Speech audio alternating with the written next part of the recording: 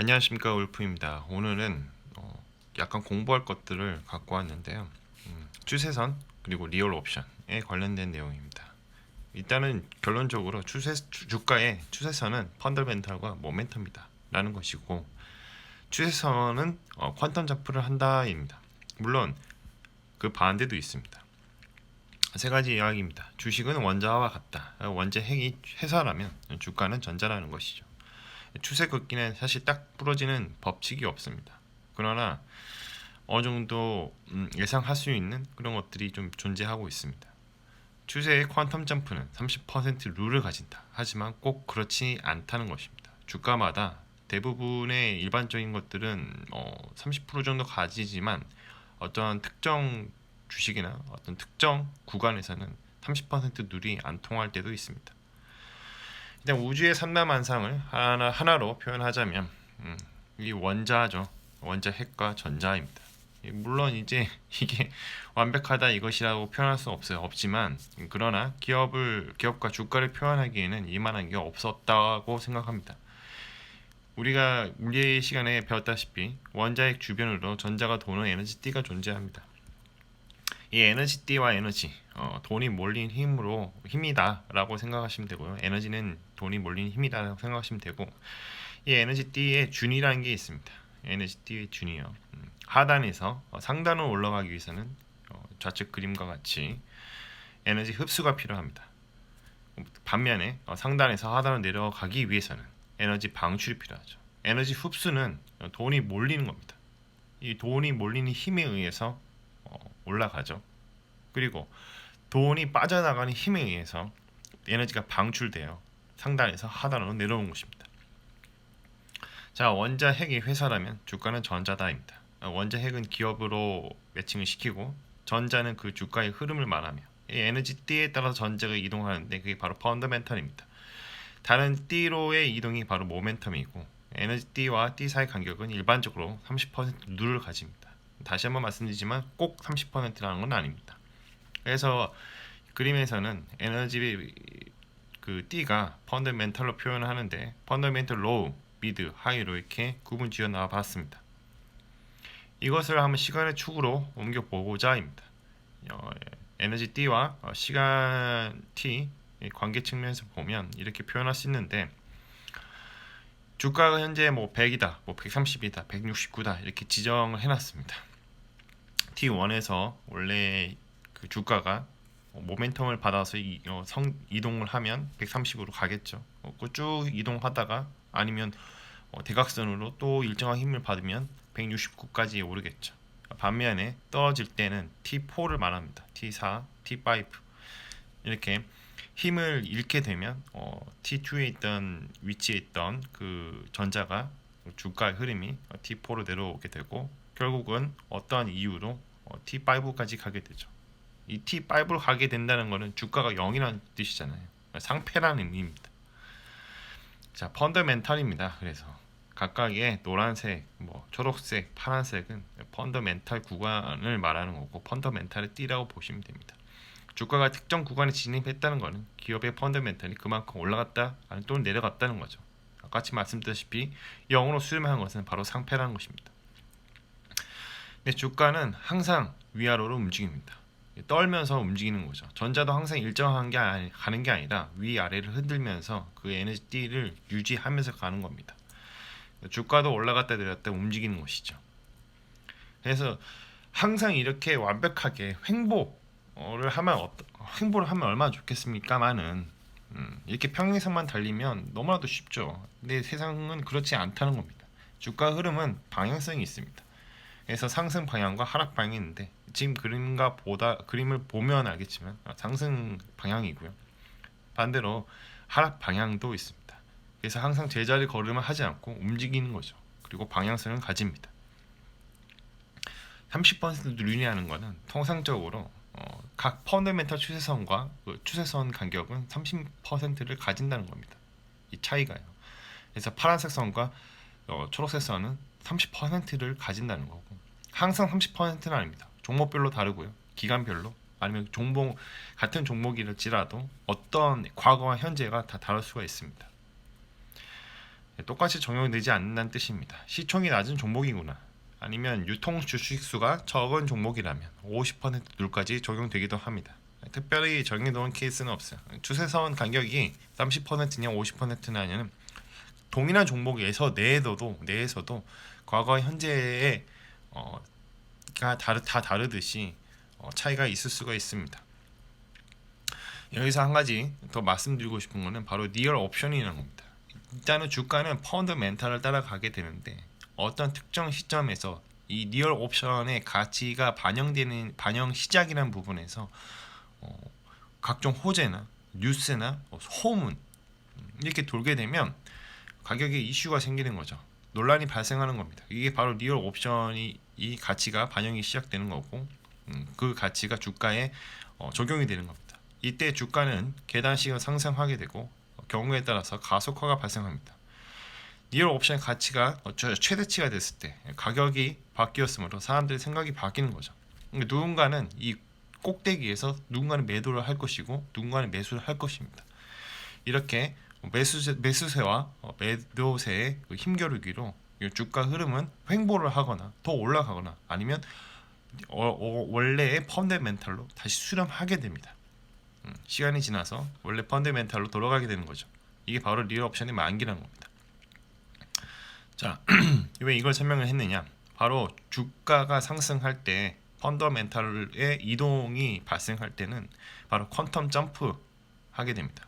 또는 다른 말로 퀀텀 업사이드라고 합니다. 이게 제가 만든 말이에요. 원래 퀀텀 점프라는 말은 물리학에 쓰는 말이지만 어느 산업이든 다 쓸 수 있죠. 그래서 퀀텀 업사이드라는 말을 만들어냈는데 반대도 있기 때문에 그렇게 만든 것입니다.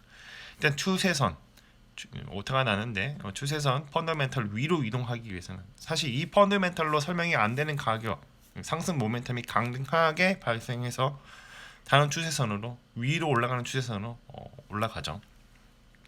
반대로 퀀텀 다운사이드라는 게 있습니다. 추세선 펀더멘탈 아래로 이동하는 거죠. 이 펀더멘탈로 설명이 안 되는 가격이죠. 그래서 하락 모멘텀이 강하게 발생해서 아래로 내려가게 되는 것입니다.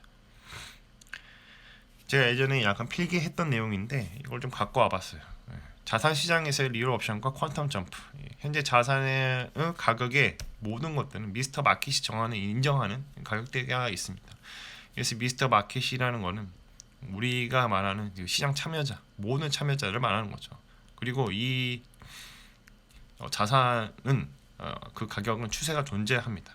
만약에 일정한 방향이 존재하지 않는다면 사람들의 관심이 없거나 변동성이 매우 극심하거나 둘 중 하나겠죠. 크게 키워보면 펀더멘탈 A라는 구간이 있습니다. 여기서 리얼 옵션 행위 발생해서 퀀텀 점프를 시도를 하게 됩니다. 그래서 추세선 상단 프리미엄을 해서 닫고 이때 너무 고가라고 판단하면 사람들이 누군가는 팔겠죠. 그러다가 주가는 시간이 지나서 횡보를 하거나 하락하게 됩니다. 그래서 원래의 추세선에 가게 되는 것입니다. 그러다가 또다시 리얼 옵션이 발생을 했어요. 어떤 특정 이슈가 발생했어요. 근데 과거에 비해 정말 임팩트가 강한 거예요. LG전자가 애플카를 만든다. 뭐 이런 이슈가 발생한 거죠. 그래서 퀀텀 점프를 하게 됩니다. 퀀텀 점프를 하다가 이게 정말로 생각보다 더 크다. 우리가 말하는 아직 만들지도 않았는데 사람들이 생각할 때는 이걸 갖고는 설명이 안 된다. 그래서 더 높은 펀더멘탈로 이동하게 되죠. 그래서 퀀텀 업사이드가 되는 겁니다. 결국은 특정 추세선에 파동을 그리면서 이동하게 되는데 이게 바로 펀더멘탈 B 새로운 추세선이 만들어지게 되고 여기서 놀게 되는 것이죠. 이 모든 것들은 시간에 종속되어 있다는 것입니다.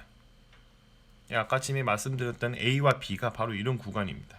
A에서는 리얼 옵션이 가치가 최대로 발생한 다음에 원래도 수렴했지만 B 같은 경우에는 리얼 옵션 가치가 단순하게 바로 끝나지는 않고 계속 지속적으로 이슈가 돼서 다른 펀더멘탈로 이동함을 말합니다. 근데 진짜 이런 주식이 있냐? 있습니다. 효성 TLC가 그런 사례예요.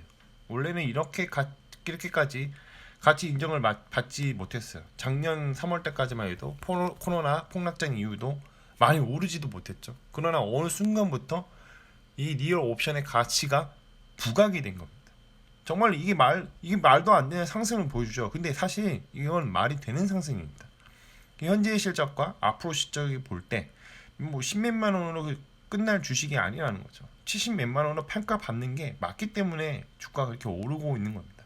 그래서 제가 선을 그어놨는데 30% 눌러 아니면 50% 눌러 이렇게 그려놓은 것입니다. 그래서 지금 펀더멘탈 추세선에 따라서 계속 주가가 계속 상향하고 있는 것을 알 수가 있죠. 그래서 추세선은 어떻게 긋느냐? 고점과 고점을 긋고 저점과 저점을 긋는 것입니다. 이 차트를 보시면 알겠지만 이 차트는 삼성전자 차트입니다. 그래서 펀더멘탈 A 구간이 있고 B 구간이 있는 것입니다. 그래서 어떻게 긋느냐? 상승 추세에 주가가 있다고 가정을 하고 32선 기준으로 하단과 하단끼리 연결을 합니다. 이게 바로 하단 디스카운트 레벨이 됩니다. 파란색 선이라는 것을 의미를 하고 있고요. 또 30선 기준으로 상단과 상단끼리 연결합니다. 이는 상단 프리미엄 레벨이 되는 것입니다. 빨간색을 의미하죠. 이게 일봉이든 주봉이든 월봉이든 다 사용이 가능합니다. 자, 이제 방향성이 결정되는 부분이 있습니다. 하락 추세에서도 역시 30선 위에서 긋는 겁니다. 30선 위에서 위에서 튀어 오르고 다시 떨어지는 그 부분을 검은색 선으로 이으면 바로 하락 방향성 추세선이 그려지게 되는데, 이 하락 추세선과 상승 추세선이 겹치는 부분에서 주로 방향성이 결정됩니다. 만약에 떨어진 주식이면 검은색 선을 맞고 계속 내려갈 것이고요. 그렇지 않으면 검은색 선과 파란색 선이 만나는 부분을 딛고 상승하게 될 것입니다.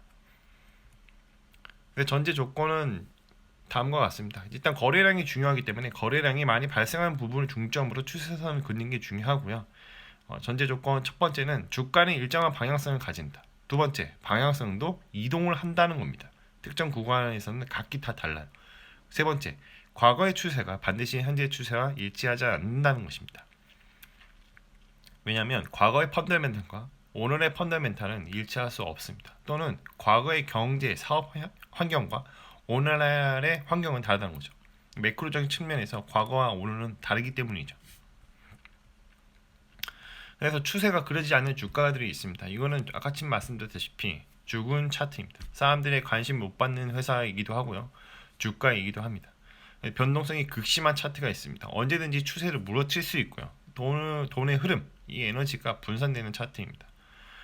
그래서 시가총액이 비교적 작은 회사나 유통 주식수가 적은 회사, 품절주나 우선주가 이렇게 해당이 되기도 합니다. 좀 더 차트다운 차트로 갖고 와봤어요. 이제 몇 가지 그려봤는데 디스카운트 레벨이 있고 프리미엄 레벨이 있죠. 프리미엄 레벨은 이 빨간색 선입니다. 디스카운트 레벨은 이 파란색 선입니다. 그리고 그 중간에 초록색 선이 있습니다. 이 파란 선과 초록색 선 구간은 펀더멘탈 A 구간이라고 했을 때 여기서 맞고 왔다 갔다 하는 흐름이 보이죠. 이제 펀더멘탈 B 구간 같은 경우는 이 파란색 선과 지금은 제가 빨간색 선으로 이제 그림을 그려놨는데 이 초록색 선과 이 빨간색 선 이 사이를 펀더멘탈 B 구간이라고 합니다. 역시 여기서 주가는 과거에 여기서 우상향을 했죠. CD도 마찬가지입니다. 최근에 삼성전자가 D 구간에서 상단을 맞고 다시 떨어지는 구간이고, 현재 C 구간에서 횡보나 아니면 이제 좀 쉬어가는 흐름을 보여주고 있습니다. 하락 추세선 위에서 사야지 아래에서는 절대 매수를 하면 안 되겠습니다. 자, 그래서 마무리입니다. 이게 중요한 이유가 가격은 어떻게 결정되는가가 왜 중요한지 지금까지 다 설명한 거를 다시 마무리 차원에서 말씀드리는 겁니다. 자산의 가격은 수요와 공급의 법칙을 따르는 겁니다. 누군가는 매수하는 사람이 더 많으면 더 올라갈 것이고요. 매도하는 사람이 많으면 떨어질 것입니다. 그리고 주가가 이동함에 따라서 리얼 옵션이라는 게 발생하는데 바로 이게 가격이 이슈가 발생하는 거죠. 그래서 주가는 계단식으로 상승하게 되고, 이에 따라서 경우에 따라 가속화가 발생하는 겁니다. 가격이 바뀌면 생각이 바뀝니다.